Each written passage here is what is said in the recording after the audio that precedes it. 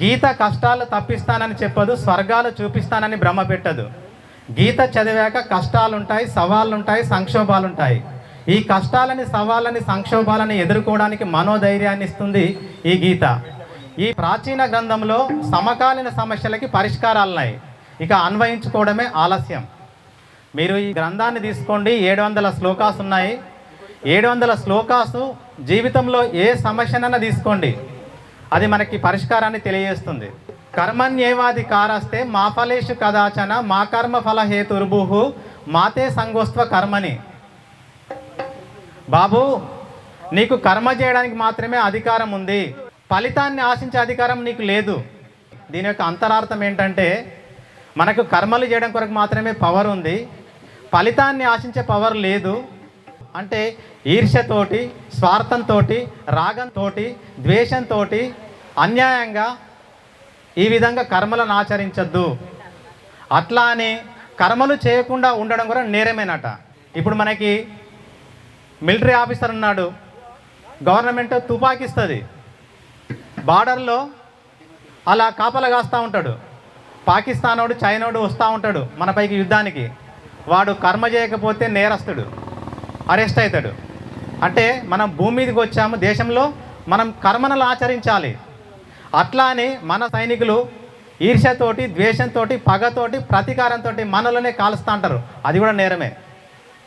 అంటే ఆ విధంగా కర్మలకు మనం హేతువు కావద్దు అనేది ఈ శ్లోకం యొక్క అంతరార్థం. సమత్వం యోగ ఉచ్యతే. మరి కర్మను ఎట్లా ఆచరించాలి? కర్మను మనము ఈశ్వరార్పణ బుద్ధితోటి ఆచరించాలండి. ఫర్ ఎగ్జాంపుల్, విఘ్నేశ్వరునికి మీరు అర్పణ చేస్తున్న రోజు నాది అనే ఫీలింగ్ ఉంటుందా? ఉంటే నువ్వు భక్తురాలువే కావు, నువ్వు భక్తునివే కాదు. ఈశ్వర అర్పణ బుద్ధితోటి మనం కర్మను ఆచరించాలి. భగవంతుడు ఫలితాన్ని ఇస్తాడు. ఏ ఫలితము? Positive or negative. పాజిటివ్ రావచ్చు, నెగిటివ్ రావచ్చు మన కర్మకు అనుకూలంగా. సో ఆ ఫలితాన్ని మనం ఏ విధంగా స్వీకరించాలంటే ప్రసాద భావనతో స్వీకరించాలండి. ప్రసాద భావన. సో అయ్యవారు మనకు ప్రసాదం పెడతా ఉంటాడు, అందులో ఏముందని చూస్తామా? పవిత్రంగా తీసుకొని మనం నెత్తికి అద్దుకొని స్వీకరిస్తాం. ఆ విధంగా జీవితంలో మనం కర్మలని ఈశ్వర అర్పణ బుద్ధితోటి అర్పణ చేయాలి, ఫలితాన్ని దైవ ప్రసాదంలో స్వీకరించాలి. ఈ ప్రపంచంలో నిన్ను ఎవ్వరు ఏం చేయరండి. 10th క్లాస్ రిజల్ట్స్ రాగానే ఫెయిల్, సూసైడ్, ఒక అమ్మాయి లేదా అబ్బాయి అంటే ఏం జరిగింది? ఫలితాన్ని చేదుగా తీసుకున్నది, ఫలితాన్ని చేదుగా తీసుకున్నది. అట్లా కాకుండా భగవద్గీతను పట్టుకుంటే సమత్వం యోగ ఉచ్యతే. లాభాల్లో కానీ, నష్టాల్లో కానీ, జయాల్లో కానీ, అపజయాల్లో కానీ నువ్వు సమత్వ భావన కలిగి ఉంటే బాబు నువ్వు గొప్ప వ్యక్తి అని చెప్పి భగవద్గీత చెబుతుంది. మనుబాకర్ తెలుసా మీకు? మనుబాకర్ గారు ఎవరు? ఒలింపిక్స్లో కాంస్య పథకం విజేత. ఆమె ఏం చెప్పింది? పని చేస్తూ ఫలితం గురించి ఆలోచించకు, పనిలో నిమగ్నం అవ్వు, ఫలితం 2 రెట్లు భగవంతుడు ఇస్తాడు అనేది భగవద్గీత చెప్తుంది. సో ఆ అమ్మాయి పని చేస్తూ వెళ్ళింది, సాధన చేస్తూ వెళ్ళింది, ఫలితం వచ్చింది, ప్రపంచ చరిత్రలో మిగిలింది, మన భారతదేశ చరిత్రను ప్రపంచ చరిత్రలో నిలిపింది. That is the power of Bhagavad Gita. ధ్యాయతో విషయాన్ పుంసః సంగస్తేషుపజాయతే సంగాత్ సంజాయతే కామః కామా క్రోధోపి జాయతే క్రోధాత్ భవతి సమ్మోహః సమ్మోహ స్మృతి విభ్రమః స్మృతి భ్రంశాత్ బుద్ధినాశః బుద్ధినాశ ప్రణశ్యతి. ఈ 2 శ్లోకాస్ యొక్క అంతరార్థం ఏంటంటే, మనిషి పతనం కావడానికి 7 మెట్లు అండి. ధ్యాయతో విషయాన్ పుంసః సంగస్తేషుపజాయతే సంగాత్ సంజాయతే కామః కామా క్రోధోపి జాయతే. జాగ్రత్తగా వినండి. ధ్యాయతో విషయాన్ పుంసః, అనవసరంగా ఒక విషయం గురించి ఆలోచిస్తూ ఉంటే, అనవసరంగా ధ్యాయతో విషయాన్ పుంసః సంగస్తేషుపజాయతే అంటే సంగస్తం కలుగుతుంది, అటాచ్మెంట్. సంగాత్ సంజాయతే కామః, అటాచ్మెంట్ కలిగితే నెక్స్ట్ నీకు కామం కలుగుతుంది. కామం అంటే నీకు కోరిక, అది పొందాలనే కోరిక కలుగుతుంది. కామా క్రోధోపి జాయతే, కోరిక నెరవేరితే ఓకేనండి, ప్రాబ్లం లేదు. అమ్మాయి అబ్బాయి ప్రేమించుకున్నారు, ఓకే అని పెళ్ళి చేసుకుంటే ప్రాబ్లం లేదు. పెళ్ళి కాలేదనుకోండి, ఇక ఏమొస్తుంది అంటే క్రోధం కలుగుతుంది, అంటే కోపం వస్తుంది. కామం నుంచి క్రోధం వచ్చింది. క్రోధాత్ భవతి సమ్మోహ, సమ్మోహ స్మృతి విభ్రమ, స్మృతి భ్రంశాత్ బుద్ధినాశ, బుద్ధినాశ ప్రణశ్యతి. క్రోధం తర్వాత ఏమొస్తుందంటే మోహం వస్తుంది, 5వ స్టెప్. మోహం తర్వాత ఏమొస్తుంది, స్మృతి కోల్పోతాం, అంటే జ్ఞాపక శక్తి కోల్పోతాం. 7వ స్టెప్ బుద్ధి నాశ ప్రాణశ్యతి, అంటే బుద్ధి నశిస్తుంది. ఈ 7 మెట్లు మనిషి జీవితము పతనం కావడానికి మూల కారణం. మంచి స్టోరీ చెప్తే మీకు అర్థమవుతుంది, ఎందుకంటే భగవద్గీత ఈజీగా అర్థం కాదు, శ్లోకాలు అనరావు. 2 భార్యాభర్తలు ఇంటర్నేషనల్ ఎగ్జిబిషన్ నడుస్తుందండి. ఇంటర్నేషనల్ చూడడం కొరకు పోతూ ఉంటారు. ముందట చిన్న బాబు ఉంటాడు, పోయేటప్పుడు వెనక ఆవిడ మంచిగా తలిగి కూర్చొని భుజం మీద చేసి పోతూ ఉంటారు. ఇంటర్నేషనల్ ఎగ్జిబిషన్ కాబట్టి ఫస్ట్ పోగానే టికెట్ తీసుకుంటారు. టికెట్ తీసుకోగానే ఫస్ట్ ఎంటర్ కాగానే రైట్ సైడ్ కనబడుతుంది అమ్మగారికి. ఫీల్ కావద్దు మీరు. ఏమండి గా సారీస్ చూసేద్దామా అంటది. చీరలు దసరాకి ఆల్రెడీ డజన్ కొనిచ్చిండు. అనవసరం, అది అనవసరమైనటువంటి ఆలోచన ఆ అమ్మగారికి పడింది. ఏమండి గా సారీ చూసేద్దామా అంటే ఈయనేమంటాడు, మంత్ ఎండింగు, అలా నీకు దసరా కొనిచ్చాను, డబ్బులు లేవు, అనవసరం కదా నీకు అంటే, ఏమి లేదండి జస్ట్ చూసేద్దాం. ధ్యాయతో విషయాన్ పుంసహ, అనవసరమైనటువంటి ఆలోచన గురించి పడింది. ఓకే, మెల్లగా రిక్వెస్ట్ చేసింది, పోయి తీసుకెళ్ళిన తర్వాత ఆ సారీని ముట్టుకున్నది. సారీని ముట్టుకుంటే బాడీలో వైబ్రేషన్స్ వచ్చినాయట అమ్మగారికి. అంటే రోమాలు లేసి నిల్చొని ఆ స్మూత్కి ఆమెకు ప్రకంపనలు వచ్చినాయి. అప్పుడు ముట్టుకుంటేనే ఈ విధంగా ఉంది, దీన్ని కట్టుకుంటే ఏ విధంగా ఉంటుందని చెప్పి ఆమెకు కోరిక కలిగింది. కోరిక సెకండ్ స్టెప్కి వచ్చింది. సెకండ్ స్టెప్కు రాగానే ఈయన దగ్గర డబ్బులు లేవు.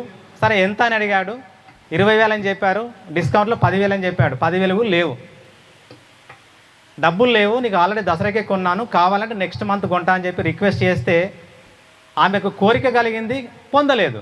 ఏమొస్తుంది నెక్స్ట్? కోపం వస్తుంది, తర్వాత క్రోధం వస్తుంది. కోపంలో తీవ్రతమైనటువంటి స్థితి క్రోధం. కాబట్టి క్రోధం వచ్చింది. క్రోధం వచ్చి ఇంటర్నేషనల్ ఎగ్జిబిషన్ లేదు, ఏది లేదు, 2 నిమిషాలలో బండి స్టార్ట్ చేయకపోతే నీ సంగతి చూస్తా అని చెప్పింది అన్నమాట. అంటే అది క్రోధం. బండి ఎక్కిర్రు, వచ్చేటప్పుడు తగిలి కూర్చున్నది, భుజం మీద చేసింది, పోయేటప్పుడు మూర డిస్టెన్స్ పోతా ఉంటే పాపం ఆయన అమాయకుడు, ఏమే ఇక్కడ ఒక స్ట్రాంగ్ కాఫీ తాగిపోదాం, హెడేక్గా ఉంది అని చెప్తాడన్నమాట. బండిని ఒక్కసారి కుదుపుతుంది ఇట్లా, అంటే మోహంలో ఉంది ఆమె. మోహం అంటే ఇంకా తీవ్రమైనటువంటి కోపం అన్నమాట. ఆమె ఏం చేస్తుందో ఆమెకి తెలియదు. బండిని ఇట్లా కుదిపితే షేక్ అవుతుంది, బండి కింద పడి జస్ట్లో మిస్ అయిపోయారు. సో పోతూ ఉంటే కాఫీ లేదు, టీ లేదు. తర్వాత ఇంటికి వెళ్ళి కీ ఓపెన్ చేసి లాక్ తీసి ఈ చెప్పు ఇటు సిరింది, ఆ చెప్పు అటు సిరింది. వాడు చిన్నపిల్లగాడు ఈ అని ఏడుస్తాడు, ఇంటర్నేషనల్ ఎగ్జిబిషన్ అని. 2 సరిసింది వాడిని. అంటే ఆమె ఎందులో ఉన్నది? మోహంలో ఉంది. సో ఆ మోహం తర్వాత వచ్చేదంటే స్మృతి, అంటే జ్ఞాపక శక్తి కోల్పోతుంది. సెల్ ఫోన్ అక్కడ పెట్టింది, ఎక్కడ సెల్ ఫోన్ అని తిరుగుతుంది ఆమె. స్మృతి కోల్పోయింది. తర్వాత లాస్ట్ స్టెప్ ఏంది? ఆ స్మృతి అనేది ఎక్కువ శాతం ఎక్కువ కాలం మనకు మోహంలో ఉంటే జ్ఞాపక శక్తి కోల్పోతాం, బుద్ధి నశిస్తుంది. ఆ పిల్లగాళ్ళు తప్పు చేస్తే బుద్ధి లేదా గాడిదని తిడతాం మనం, మనసు లేదా అని తిట్టాం. ఏంటిది బుద్ధి అంటే ఏంటిది? విఘ్నేశ్వరునికి పెద్ద తల ఎందుకున్నది? బాగా పెద్దగా ఆలోచించు, గొప్పగా ఆలోచించు, బుద్ధిగా ఆలోచించని దాని యొక్క సంకేతం. ఆహార నిద్ర భయమైతనంచ సామాన్యమేతదు పశుభిర్నానం బుద్ధిరిహితేష అధికో విశేష బుద్ధిహీన పశుభిస్తమాన. ఈ సృష్టిలో 84 లక్షల జీవరాశులు ఉన్నాయండి. మనకు ఆహారం కావాలి, ఆటికి ఆహారం కావాలి, మనకు నిద్ర కావాలి, ఆటికి నిద్ర కావాలి. మనం కొట్లాడతాం, అవి కొట్లాడతాయి. మనం పిల్లల కంటాం, అవి పిల్లల కంటాయి. కానీ ఒక్కటి మనకు గొప్పగా ఉంది, వాటికి లేదు. ఏంటిది? ఆలోచన శక్తి. అదే బుద్ధి, అదే విచక్షణ జ్ఞానం. ఏది సత్యము, ఏది అసత్యము, ఏది ధర్మము, ఏది అధర్మము, ఏది న్యాయము, ఏది అన్యాయం అని తేల్చి చెప్పేది బుద్ధి. మంచి ఎగ్జాంపుల్ ఇస్తా. షుగర్ పేషెంట్ ఉన్నాడు. చిన్నప్పుడు ఎట్లా స్వీట్లు తింటాడు కాబట్టి స్వీట్ అంటే అందరికి ఇష్టమే కదా. సో రోడ్ పైన వెళ్తూ ఉంటే మనసు ఏమంటుందంటే అక్కడ స్వీట్ హౌస్ ఉంటే ఒక 2 పీసులు లాగిద్దామంటుంది మనసు. మాయలగారెడ్డి మనసు చాలా డేంజర్ అండి. దాని మాట ఏంటంటే మన జీవితం నాశనం అయిపోతుంది. సో దానికంటే అన్న బుద్ధి అని చెప్తుంది, అరే ఈడియట్ నీకు షుగర్ ఉంది, 2 పీసులు తింటే నీకు డోస్ ఎక్కువ అవుతుంది, మళ్ళీ ఇన్సులిన్ ఇంజెక్షన్ వేయాలి, తొందరగా 10 సంవత్సరాల ముందే పోతావు నువ్వు రోజు స్వీట్లు తింటే అని చెప్పి బుద్ధి చెప్తుంది. ఈ మనిషి మనసు మాట వింటే 2 స్వీట్లు లాగుతాడు, బుద్ధి మాట వింటే స్వీట్ తినకుండా ఇంటికి పోతాడు. అది బుద్ధి. కాబట్టి ఆ బుద్ధిని ఆశిస్తే మన జీవితం వేస్ట్ అవుతుంది అని చెప్తుందంట భగవద్గీత. బుద్ధి మాట వింటే మనిషి జీవితము ధన్యం, మనసు మాట వింటే మన జీవితం నాశనం. ఇప్పుడు తెలియదా సిగరెట్ తాగితే హానికరమైన సంగతి తెలియదా? సిగరెట్ తాగితే మనసు ఏమంటుంది? సిగరెట్ తాగమంటుంది, ఎందుకంటే అలవాటు అయింది కాబట్టి. మాయల గారడి. బుద్ధి ఉంటే, బుద్ధి పవర్ ఉంటే, అరే నీకు లంగ్స్ క్యాన్సర్ వస్తుంది, నీ లంగ్స్ ఖరాబ్ అయితే నువ్వు తొందరగా చచ్చిపోతావు అని బుద్ధి చెప్తుంది. దేని మాట వింటే వాళ్ళు ఆ విధంగా జీవిస్తారు. కాబట్టి మనసు మాట కంటే బుద్ధి మాట వినాలి. ఆ బుద్ధి జాగ్రత్తం చేస్తుంది భగవద్గీత. సో వారు కూడా ఆ పెద్ద తల ఎందుకంటే బుద్ధి కొరకు, అంటే బుద్ధిగా ఆలోచించు, గొప్పగా ఆలోచించు, పెద్దగా ఆలోచించు అని చెప్పేది బుద్ధి. సో ఈ విధంగా భగవద్గీత మనకి హితబోధ చేస్తూ ఉంటుంది. ఒక పాట. వేడి వేడి అన్నంలో వెన్న పూసనే వేస్తా, వేడి అన్నంలో వెన్న పూసనే వేస్తా, ఆవకాయ వడ్డించి పక్క నుండి తినిపిస్తా, ఒక్కసారి రావాలని స్వామి ఎన్నాళ్ళుగా పిలుస్తుంటి స్వామి, ఒక్కసారి రావాలని స్వామి ఎన్నాళ్ళుగా పిలుస్తుంటి స్వామి. పండ్లు తెచ్చి పెట్టేందుకు శబరమ్మనుగానయ్యా,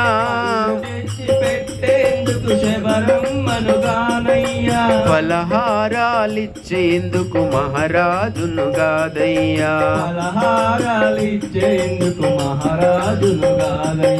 పండ్లు తెచ్చి పెట్టేందుకు శబరమ్మనుగానయ్యా,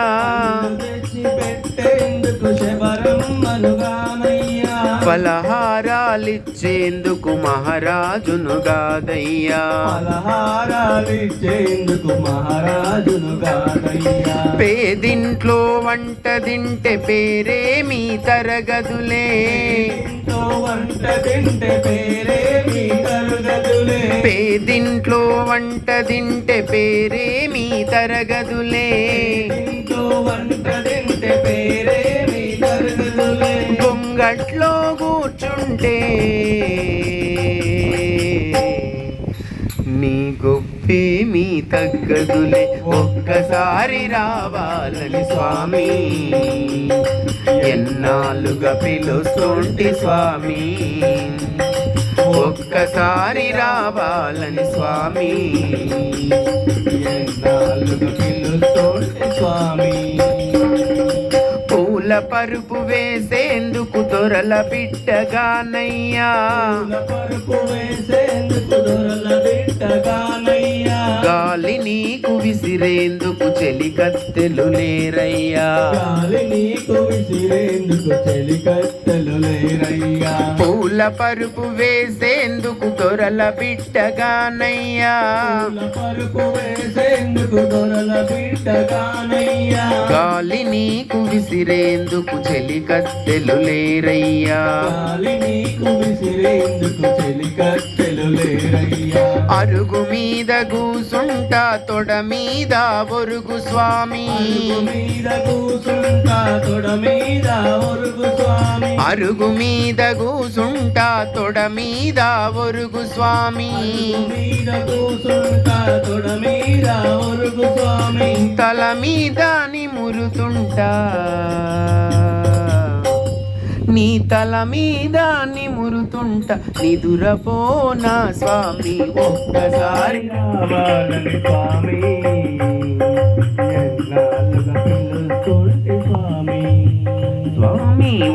ఒక్కసారి రావాలని స్వామి. ఎన్నాళ్ళుగా పిలుస్తుంటే స్వామి, పిడికెడన్ని అటుకులకే పొంగిపోయినావంట. పిడికెడన్ని అటుకులకే పొంగిపోయినావంట. పడవ నిన్ను దాటిస్తే పరవశించినావంట. పడవ నిన్ను దాటిస్తే పరవశించినావంట. పిడికెడన్ని అటుకులకే పొంగిపోయినావంట. పిడికెడన్ని అటుకులకే పొంగిపోయినావంట. పడవ నిన్ను దాటిస్తే పరవశించినావంట. పడవ నిన్ను దాటిస్తే పరవశించినావంట. ఎంతటి దయగలవాడో వెంకటేశుడనుకుంటే, ఎంతటి దయగలవాడో వెంకటేశుడనుకుంటే, ఎంతటి దయగలవాడో వెంకటేశుడనుకుంటే, ఎంతటి దయగలవాడో వెంకటేశుడనుకుంటే, అంతటి నా స్వామి నువ్వు మా ఇంటికి రావేంటి, ఒక్కసారి రావాలని స్వామి. ఎన్నాళ్ళు బోలో గణేష్ మహారాజ్ కి. అరచేతులు, పాదాలు నర్వ్ ఎండింగ్ పాయింట్స్, అన్ని భాగాలు ఈ నర్వ్ ఎండింగ్ పాయింట్స్ కనెక్షన్ ఉంటుంది. చప్పట్లు కొట్టడం ద్వారా ఇవి యాక్టివేట్ అయ్యి ఆక్సిజన్తో కూడుకున్నటువంటి బ్లడ్ సర్క్యులేషన్ శరీర భాగాలకు వెళ్తుంది. కాబట్టి శరీర భాగాలు యాక్టివేట్ అవుతాయి, ఆల్ పార్ట్స్ యాక్టివేట్ అయితే నువ్వు యాక్టివేట్ అవుతావు.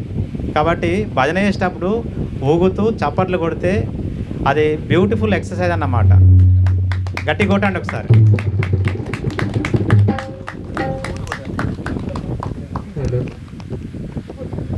అట్లాగే జీవితంలో అప్పుడప్పుడు నవ్వాలి. పల్లెటూర్లలో, సిటీలలో నవ్వుతూ జీవిస్తారు. అంటే ఉన్న దాంట్లో సంతృప్తిగా ఉండి నవ్వుతూ జీవిస్తారు. నవ్వుతూ జీవిస్తే ఉన్న రోగాలు వెళ్ళిపోతాయి, వచ్చే రోగాలు వాయిదా పడతాయి. నవ్వడం వల్ల మనకి పాజిటివ్ కెమికల్స్ రిలీజ్ అవుతాయి అండి ఇమ్మీడియట్లీ. మీటర్ ఉంటే చూసుకోవచ్చు మనం. సెరటోనిన్ కానివ్వండి, డోపమైన్ కానివ్వండి, ఆక్సిటోసిన్ కానివ్వండి, ఎండార్ఫిన్స్ కానివ్వండి, మెలటోనిన్ కానివ్వండి, స్ట్రెస్ హార్మోన్ రిలీజ్ అవుతుంది. అంటే వెళ్ళిపోతుంది కార్టిసోల్, ఎడ్రినల్. కాబట్టి హాస్య గణపతి అనే మనకు ఒక పేరు ఉంది. సో విఘ్నేశ్వరుని ముందు మనం నవ్వుతే మనకి బ్లెస్సింగ్స్ వస్తాయేమో. ఒకసారి నవ్వుదామా? నవ్వకపోతే ఏడుస్తారు జీవితంలో. దేవుని దగ్గర అహంకారం ఉండద్దు. నువ్వు నవ్వుతలేవంటే ఐ ఫీలింగ్ ఉన్న వ్యక్తి జీవితంలో బాగుపడ్డాడు, గుర్తుపెట్టుకోండి. కాబట్టి ఒక నిమిషం వరకు కళ్ళు మూసుకొని కళ్ళు తెరిచి ఒక 1 minute లాఫ్ చేద్దాం, నవ్వుదాం. కమాన్.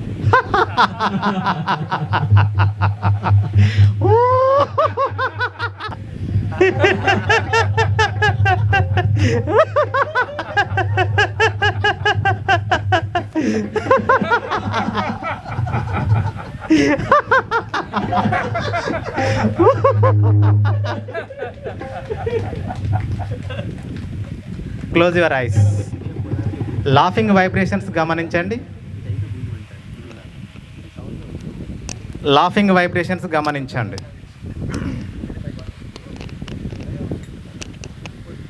దీంతో కూడా రక్త ప్రసరణ బాగా జరుగుతుంది బాడీలో. రైట్, కళ్ళు తెరుద్దాం నెమ్మదిగా. గుడ్. ఓకే, సో మనం విఘ్నేశ్వరుని సన్నిధిలో ఉన్నాం.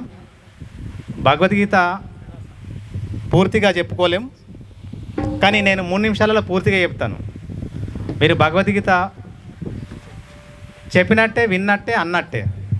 కాబట్టి టోటల్ సారాంశం వచ్చేస్తుంది.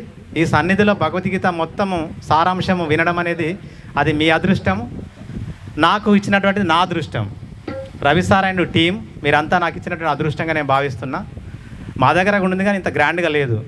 చెప్తే వినేటోళ్ళు లేరు, వచ్చేటోళ్ళు లేరు. వినేటోళ్ళు లేరు, వచ్చేటోళ్ళు లేరు. స్టార్టింగ్లో 2 రోజులు కూర్చున్నా, నేను ఒక్కరిని ఇంకొక ఆమె వచ్చింది. ఆమె 2 నిమిషాలు వెళ్ళిపోయింది. 2 నిమిషాలు కూర్చుని వెళ్ళిపోయింది ఆమె. అది నా అదృష్టం, మీ అదృష్టం. Thank you sir. ఓకే, 3 నిమిషాలలో గీతాస్తారని చెప్తా. నిటారుగా కూర్చుందాం. Close your ice. విని అనండి.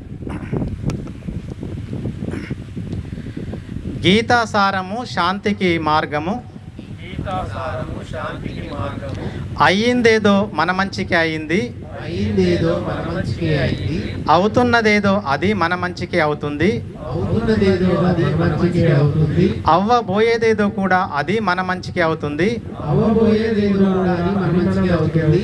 నీవేమి పోగొట్టుకున్నావని విచారిస్తున్నావు, నీవేమి పోగొట్టుకున్నావని విచారిస్తున్నావు, అసలు నీవేమి తెచ్చావని పోగొట్టుకుంటావు. అసలు నీవేమి తెచ్చావని పోగొట్టుకుంటావు, నీవేమి సృష్టించావని నీకు నష్టం వాటిల్లింది. నీవేమి సృష్టించావని నీకు నష్టం వాటిల్లింది. నీవేదైతే పొందావో అది ఇక్కడ నుండే పొందావు, నీవేదైతే పొందావో అది ఇక్కడి నుండే పొందావు, నీవు ఏదైతే ఇచ్చావో అది ఇక్కడ నుండే ఇచ్చావు. నీవు ఏదైతే ఇచ్చావో అది ఇక్కడి నుండే ఇచ్చావు. ఈ రోజు నీ సొంతం అనుకున్నదంతా ఈ రోజు నీ సొంతం అనుకున్నదంతా నిన్న వేరొకరి సొంతం, నిన్న వేరొకరి సొంతం, రేపు మరొకరి సొంతం కాగలదు. రేపు మరొకరి సొంతం కాగలదు. పరివర్తనం చెందడం అనేది పరివర్తనం చెందడం అనేది లోకం యొక్క పోకడ.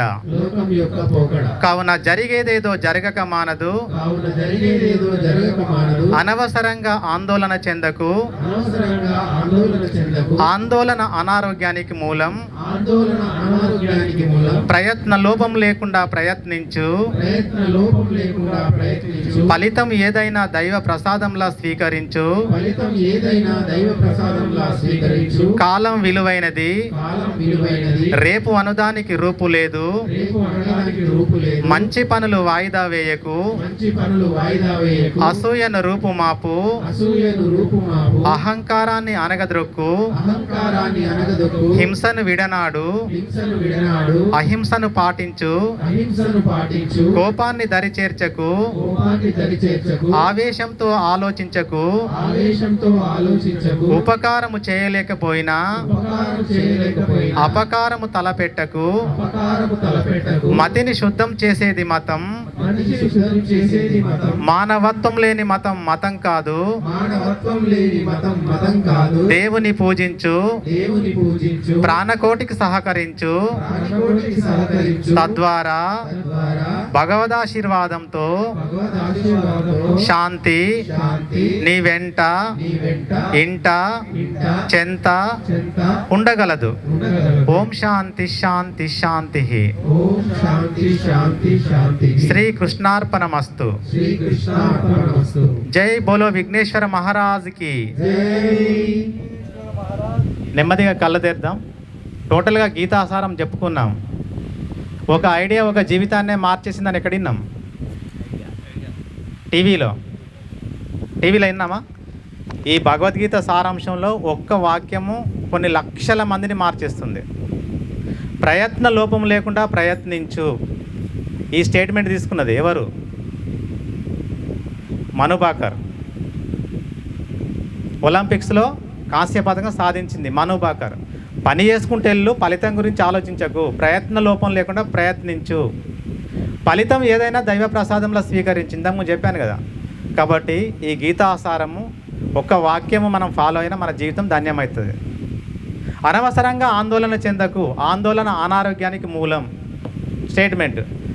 ఓవర్ బ్రిడ్జ్ కాడ ఉన్నా, ఎక్కడ చెన్నూరుకు పోవాలి. 11:30కి ప్రోగ్రామ్ ఉంది. 10కే వచ్చిన బస్సు రాలే. 11:15 అయింది, బస్ అత్తలేదు. ఆందోళన కలిగింది లోపల.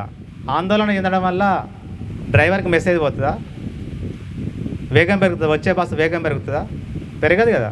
అనవసరంగా ఆందోళన చెందకు. ఆందోళన చెందద్దు. అయ్యేదేదో మనకి మంచికి అయ్యింది, అవుతున్నదేదో మన మంచికి అవుతుంది, అవ్వబోయేదేదో కూడా మన మంచికి అవుతుంది. అట్లా అనుకుంటే నువ్వు ప్రశాంతంగా ఉంటావు, ఆనందంగా ఉంటావు, రోగాలు రావు.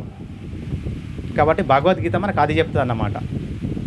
కాబట్టి గీతా సారం టోటల్గా మనం నేర్చుకున్నాం. నారాయణ నారాయణ జై జై గోవింద హరే. నారాయణ నారాయణ జై జై గోవింద హరే. నారాయణ నారాయణ జై జై గోవింద.